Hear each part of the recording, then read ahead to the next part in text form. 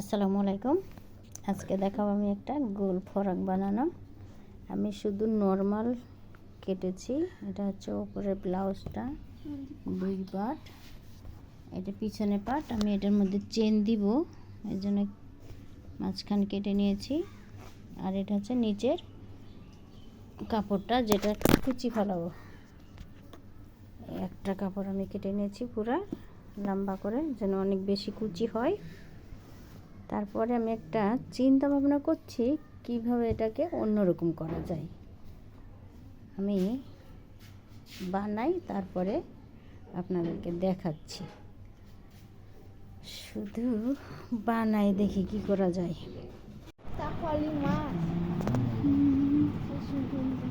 আমার উপরের ব্লাউজটা বানানো হয়ে গেছে।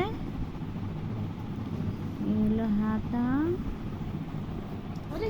গলা কে পিছন সাইডে চেন দিয়েছি। উপরেরটা, হ্যাঁ, ফ্রকের উপরের ব্লাউজটা করবো না।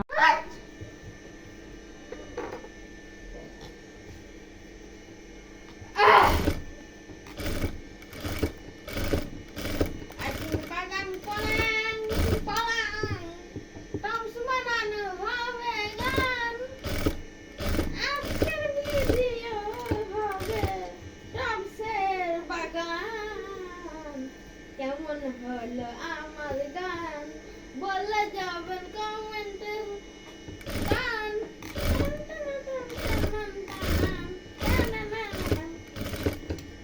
হয়েছে তো। ব্লাউজটাতে নিচে আমি একটু পাইপিং দিয়ে দিছি। তারপরে নিচের যে কুচির কাপড়টা, এখানে নিচে আবার একটু ঝালর দিয়ে নিয়েছি। পুরাটা গোল করে ঝালর দেওয়া হয়ে গেছে আমার। এখন বডির সাথে এটা নিচটা লাগাবো। এটা এখন কিভাবে লাগাবো এটা আপনাদেরকে দেখাচ্ছি।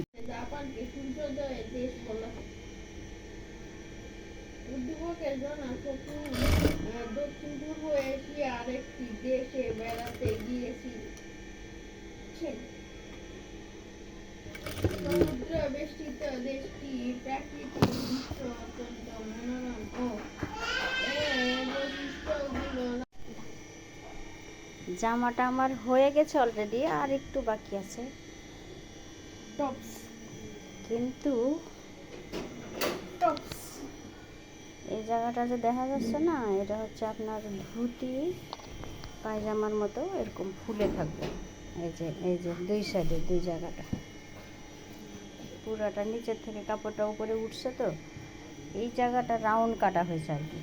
হালকা রাউন্ড কেটে তারপরে কুচিটা বসাইছিলাম, সে নিচের থেকে সব উপরে উঠে গেছে। এই জন্য এই জায়গাটা এরকম ফুলে থাকবো।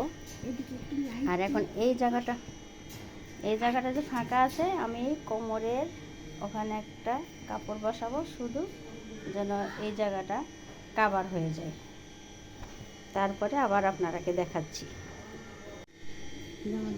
আমি করতেছি তো।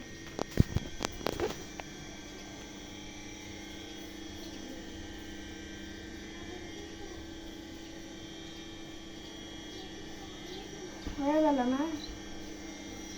হলো। পরলে সুন্দর লাগতো। কারে পরাবো তোরে? আচ্ছা।